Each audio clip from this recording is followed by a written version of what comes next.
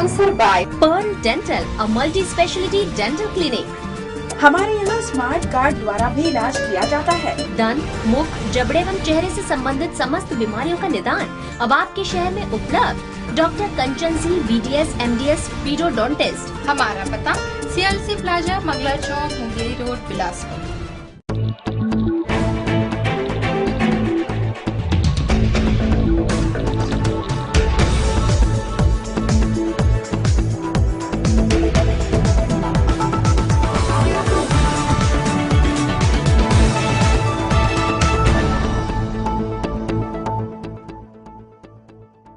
नमस्कार, city news में स्वागत है आपका।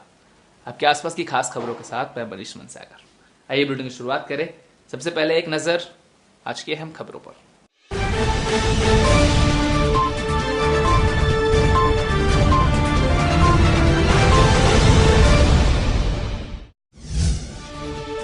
अवैध उत्खनन और परिवहन रोकने में प्रशासनिक अमला फेल, उत्खनन माफियाओं की चांदी। जल संसाधन विभाग में ईई के पद के लिए खींचतान, कामकाज प्रभावित। महिला कांग्रेस के प्रदेश महामंत्री पद को लेकर विवाद, बेलतरा क्षेत्र के कांग्रेसियों ने की शिकायत।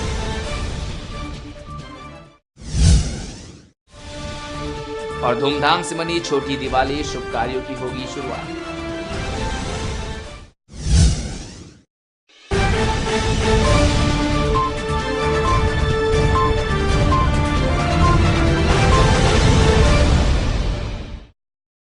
सुर्खियां, आप खबरें विस्तार से।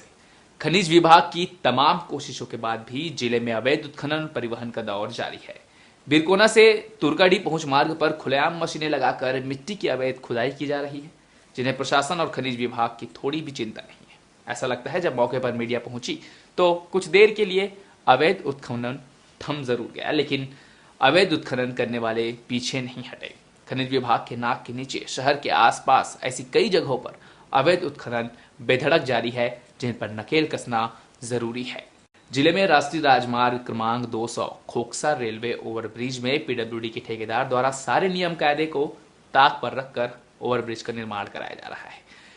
यही नहीं, बिना मीटर लगाए चोरी की बिजली से ओवरब्रिज का निर्माण कराया जा रहा है, जिससे विद्युत मंडल को लाखों का चूना लग चुका है। इस मामले में ठेका कंपनी के कर्मचारियों ने बिजली की चोरी स्वीकारी है, तो वहीं विभाग के अधिकारी ने जांच कर कार्रवाई करने की बात कही है। स्टार्टर तो ठीक लगा तो क्यों फैलेगा? सेटिंग है ये क्या आरओबी में ये स्थिति रहेगी? 100 टायर कटवा देंगे, टायर लगा हुआ है सर, कटवा देंगे। किसको कटवा देंगे? वो टायर जो लगा है उनका काम या तो रिजेक्ट या काम के ऊपर लिख के देंगे 30 साल तक इस बीच को कुछ नहीं होगा, जो भी होगा मिल आगे कुछ नहीं और आप लोग साइन करो तो उसके ऊपर सब क्या करोगे? सब साइन लोग करके दोगे। 30 साल तक इस बीच के ऊपर कुछ भी हुआ तुम लोग की रिस्पॉन्सिबिलिटी है, ये ध्यान रखना। लिख करके तो आगे कुछ नहीं करना। एप्लीकेशन भी नहीं दिया है। कैमरा मत करिए, कैमरा नहीं कैमरा नहीं को तो ओवरब्रिज पूरा चोरी का नहीं चल रहा है। नहीं ऐसा कुछ नहीं, ऐसा नहीं है, ऐसा कुछ नहीं है। आप कैमरा चेक करने के साथ मत ठीक है।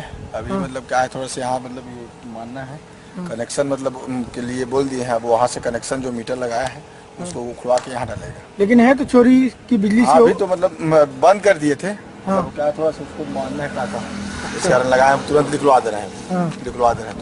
तो चोरी नहीं कर बिजली तो अभी तक चोरी करते आ रहा है। पूरा ओवरब्रिज खड़ा होने के आ गया इसमें। अभी कहाँ पे आएंगे? निकाल दीजिए। तो पहले आप लोगों ने ऐसा क्यों नहीं किया कि पहले मीटर के अप्लाई करते उसका? वहाँ से मतलब सप्लाई नहीं हो पा रहा सर, इस कारण मतलब लगाना पड़ गया। जैसे कि आपके द्वारा जानकारी दी जा रही है तो मैं अपने अमले को भेज करके जो है चेकिंग कराऊंगा, और यदि चोरी की जा रही है बिजली को तो जो है जो भी नियम के अंतर्गत आवश्यक कार्रवाई हो किया जाएगा। चोरी की घटनाओं को रोक पाने में पुलिस फेलियर साबित हो रही है। आए दिन किसी न किसी के घरों को चोरों द्वारा निशाना बनाया जा रहा है। इस बार चोरों ने पत्रकार के सुने मकान को निशाना बनाया और घर में रखे नकदी और सामान चोरी कर लिए। सिविल लाइन थाना क्षेत्र के कुम्हारपारा में रहने वाले शिरीष डामरे शहर के बाहर गए हुए हैं। इसी का फायदा उठाकर शनिवार की रात चोरों ने उनके घर धावा बोला और नकदी समेत घर में रखे सामान ले उड़े। सिविल लाइन पुलिस मौके पर पहुंचकर मुआयना कर चोरों के बारे में पतासाजी कर रही है। शिरीष डामरे जी 3 दिन पहले गए, उनकी मदर की तबीयत खराब, उनकी मदर अमरावती में रहती है, तबीयत खराब है तो वो गए हुए थे, तो उन्होंने आज सवेरे मुझे फ़ोन करके सूचना दिया कि मसीह जो उनके यहाँ खाना बनाने का भी आते हैं, वो घर का लाइट बंद करने आए थे सवेरे, तो कुंडी उंडी टूटा हुआ है करके। तो 2 मंजिला मकान है जिसमें ऊपर तो कुछ नहीं दिख रहा है सच, क्योंकि ऊपर लैपटॉप रखा वो तो नहीं है, लेकिन जो अलमारी जो नीचे के कमरे में, वहाँ से कुछ जितना फ़ोन में जानकारी मिली है सीरीज भैया से कि कुछ मतलब सोने के चेन और कुछ 35-40 हज़ार के आसपास का कैश और कुछ कान के झुमके उमके लॉकेट वॉकेट गया है। बाकी उनको जितना याद है उस हिसाब से, इससे ज़्यादा तो जानकारी है। तो कुंदा टूटा हुआ है और बेडरूम में उनका जो दीवान वगैरह है उस पर सामान उनका चेक किया गया है। अलमारी तो खुली ही थी, चाबी उसमें है और अलमारी में रखे हुए सामान भी बिखेर दिया है और घर मालिक तो भी है नहीं, सामान के बारे में तो बता नहीं सकते, बाकी कोई घुस के चोरी का प्रयास इसमें किया है। शनिवार शाम तिलकनगर बजरंग अखाड़ा में 13वीं राज्य स्तरीय सीनियर महिला पुरुष वेट लिफ्टिंग प्रतियोगिता का उद्घाटन किया गया। इस अवसर पर बतौर मुख्य अतिथि इंटरनेशनल और वर्ल्ड पावर लिफ्टर एसपी मसीह उपस्थित रहे। प्रतियोगिता में करीब 150 महिला पुरुषों ने हिस्सा लिया है, जिसकी शुरुआत पुरुष वर्ग की 56 किलोग्राम कैटेगरी से हुई, जिसमें प्रदेश भर से आए प्रतिभागियों ने अपना प्रदर्शन किया। करना चाहिए कि हम में कुछ ताकत है, हम में कुछ शक्ति है, हम में कुछ पावर है, हम में कुछ हुनर है, उसको हम पूरे तरीके से आज इस स्टेज में दिखा के छोड़ेंगे और कुछ ना कुछ लेके जाएंगे। भारोत्तोलन स्पर्धा बिलासपुर में प्रारंभ हुई है, ये राज्य स्तरीय है। लगभग 150 खिलाड़ी इसमें आए हुए हैं छत्तीसगढ़ के से। जल संसाधन विभाग के खारंग डिवीजन में ईई पद को लेकर अब तक खींचतान की स्थिति बनी हुई है। पूर्व में यहां नियुक्त ईई राजेश धर्मंकर पदस्थापना के बाद से निजी कारणों से नदारद थे, जिसके बाद एसडीओ एके बर्मन को ईई का प्रभार सौंपा गया था। हाल ही में पूर्व पदस्थ ईई राजेश धर्मंकर वापस विभाग पहुंच गए हैं, जिन्होंने ईई का पदभार भी ले लिया है। जिनका कहना है कि उन्हें काम करने का मौका दिया जाए तो वो बेहतर प्रदर्शन से विभाग को लाभ पहुंचाएंगे। फिलहाल ईई पद को लेकर जारी गहमागहमी राजधानी तक पहुंच चुकी है। जो रेलवे के पास में जो पेंडिंग पैसा है हमारा, साथ में नोवा स्टील है और भी जो है, तो इसके बारे में हम लोग एक पॉजिटिव प्रयास कर रहे हैं।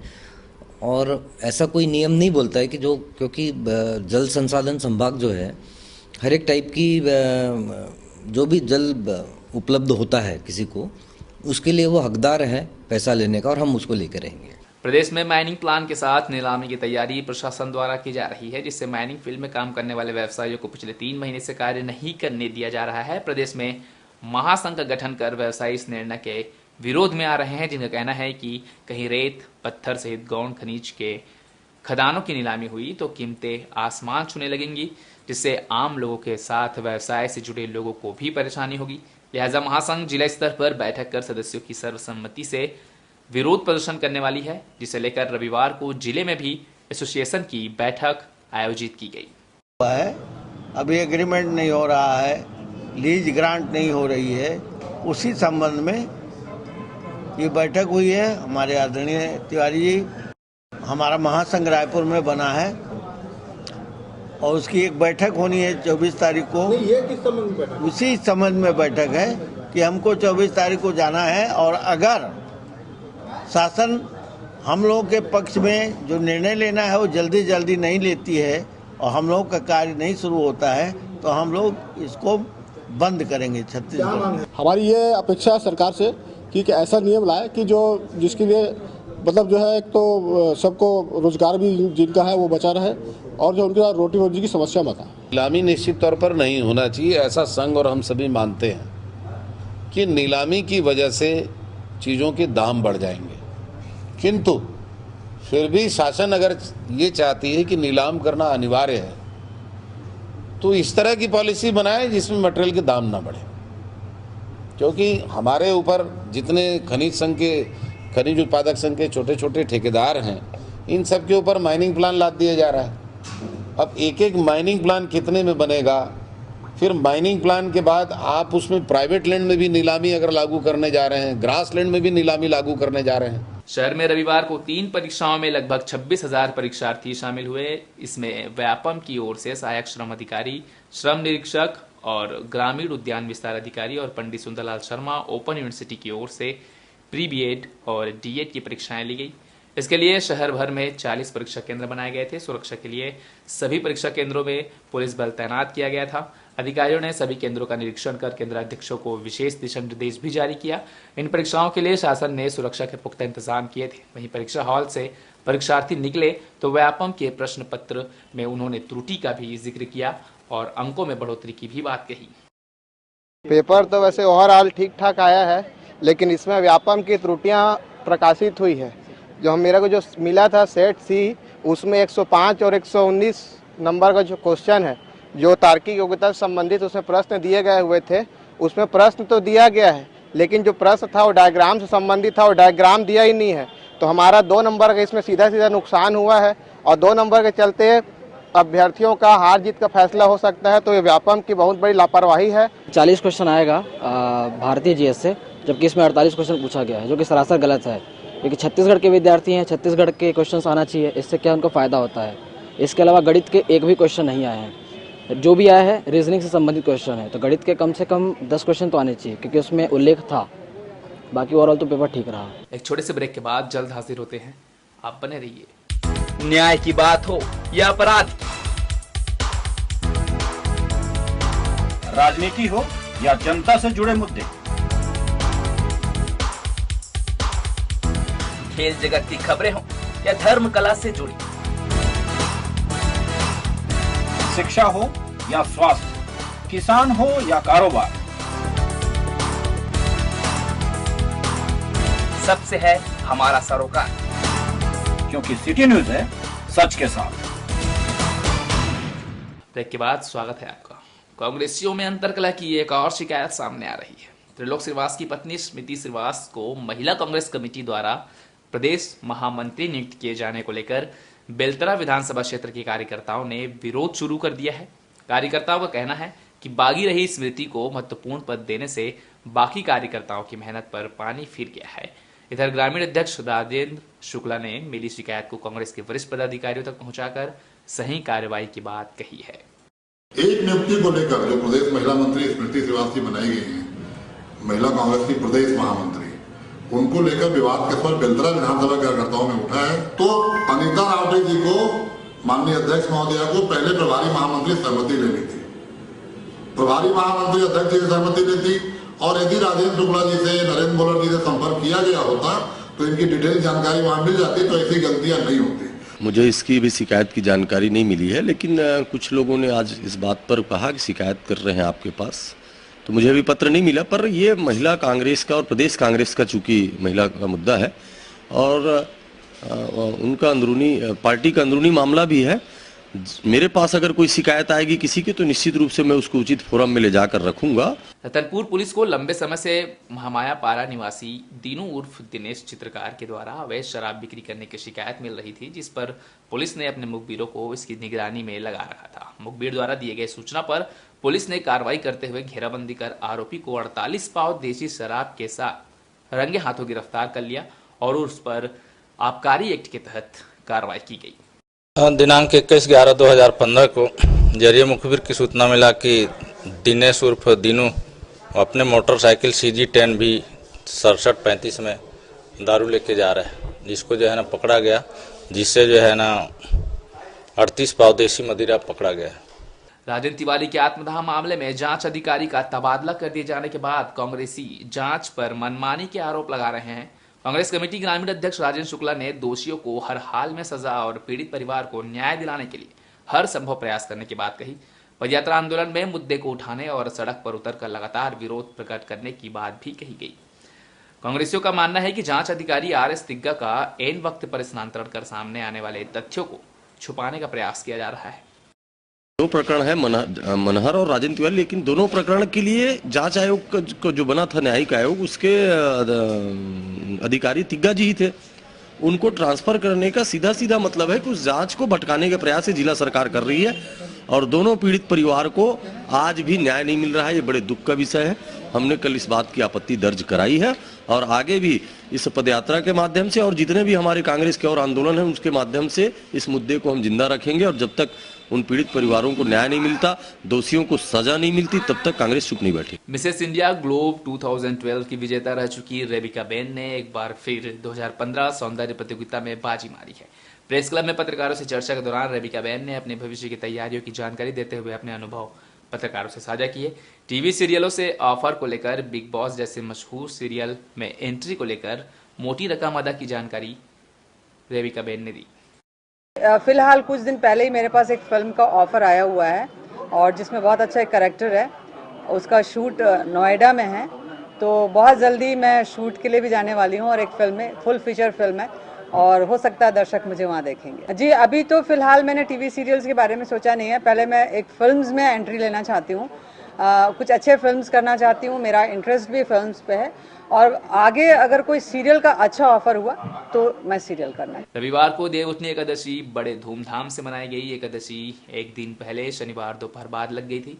द्वादशी में सायंकाल तुलसी का भगवान श्री हरि विष्णु की सालिग्राम स्वरूप के साथ विवाह भी श्रद्धालुओं द्वारा संपन्न कराई गई।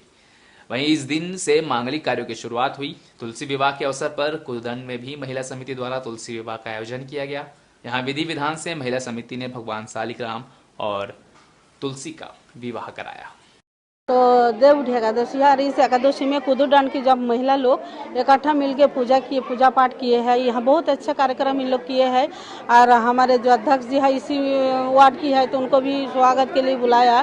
से सारे शुभ कार्य शुरू हो जाते हैं और हमारे वार्ड में आज महिलाएं इस शुभ कार्य की प्रतीक्षा में जो सभी लोग रहते हैं कि आज से शुरू हो जाना है, तो वो लोग धूमधाम से हम सब मिल के मना रहे हैं पूरी श्रद्धा भक्ति के साथ में। तो हम लोग महिला समिति हैं सब इकट्ठा, तो हम लोग मतलब सोचे तुलसी पूजा के बारे में। आज एकादशी है तो सब मिल के, सब महिला मिल के कार्यक्रम किए जाए, तुलसी माता की पूजा किए जाए और सब लोग जितना भी आए हैं उतने मतलब सब साथ में रहेंगे।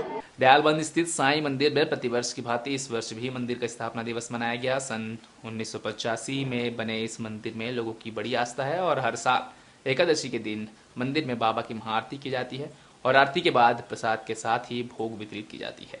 आयोजन समिति के सदस्यों के मुताबिक इस मंदिर में मांगी गई हर मनोकामना पूरी होती है और हर साल एकादशी के दिन शहर में अमन, चैन और खुशहाली के लिए पूजा की जाती है। शिरडी वाले साईं बाबा मंदिर सन 85 में 1985 के 23 नवंबर कार्तिक एकादशी के माने पर्व में इसकी स्थापना हुई और जब से हर वर्ष अपन लोग सब लोग साईं भक्त मिलके आकर यहाँ एकादशी के दिन सालाना उत्सव मनाते हैं, सालगिरह उत्सव मनाते हैं और उनकी पूजा अर्चना करते हैं, आशीर्वाद लेते हैं। भोग भंडारा का आयोजन होता है। सिख धर्म के प्रथम गुरु नानक देव जी के 547 जयंती गुरु पर्व के उपलक्ष्य में तखतपुर सिख समाज द्वारा शनिवार शाम श्री गुरु ग्रंथ साहिब की सरपरस्ती और पंच प्यारों की अगुवाई में भव्य शोभा यात्रा गुरुद्वारा साहिब से निकाली गई, जो शहर के प्रमुख मार्गों से होते हुए वापस गुरुद्वारा पहुंची। शोभा यात्रा के लिए शहर की आकर्षक साज सज्जा की गई थी। इस दौरान बड़ी संख्या में शामिल हुए लोग शोभा यात्रा के आगे आने वाले कचरों को समेटते दिखे। गुरु नानक देव जी के जन्मदिन के उपलक्ष्य में नगर कीर्तन का भव्य विशाल आयोजन रखा गया। इसमें छत्तीसगढ़ के बहुत रायपुर से, बिलासपुर से और आसपास के अपने जो पंडरिया है, कवर्धा है, इससे काफी जगह से लोग आए थे। बहुत बड़ी मात्रा में जुलूस का आयोजन किया गया था, बड़ी मात्रा में आए थे। यहाँ हमारी परंपरा पहले भी रही है कि हम 3-4 साल में इतना बहुत बड़ा आयोजन करते थे और इसी उपलक्ष्य में आयोजन ये किया गया। इस बुलेटिन में फिलहाल इतना ही। फिर होगी मुलाकात, दीजिए इजाजत, नमस्कार।